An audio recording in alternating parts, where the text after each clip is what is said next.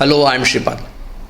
Mental स्ट्रेसमध्ये एक प्रश्न फार शांतपणे डोक्यात येतो आणि तो प्रश्न सगळ्यात जास्त नुकसान करतो.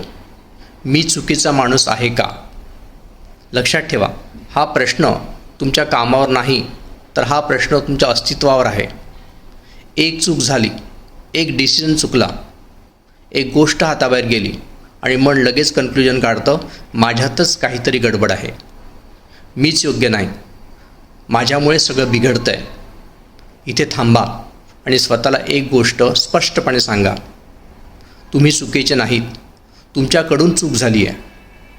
हे दोन वेगवेगळे शब्द आहेत. चूक म्हणजे एक्सपिरियन्स आणि एक्सपिरियन्स सुधारता येतो, पण स्वतःला चुकीचा माणूस म्हणणं हे स्ट्रेसचं सगळ्यात मोठं खोटं आहे.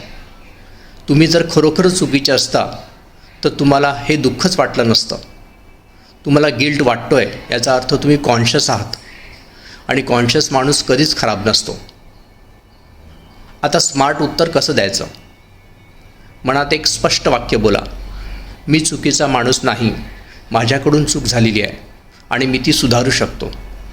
हे वाक्य स्वतःला द्या, कारण आयडेंटिटी बदलणं कठीण असतं, पण बिहेवियर बदलणं शक्य असतं.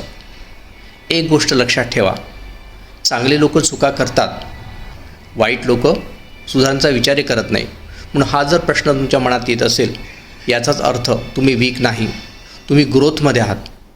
आता कमेंटमध्ये एकच शब्द लिहा, इम्प्रूव्ह. पुढच्या पार्टमध्ये आपण पुढचा प्रश्न घेणार आहेत. तोपर्यंत ब्रीथ, स्लो डाऊन आणि स्वतःशी सॉफ्ट राहा.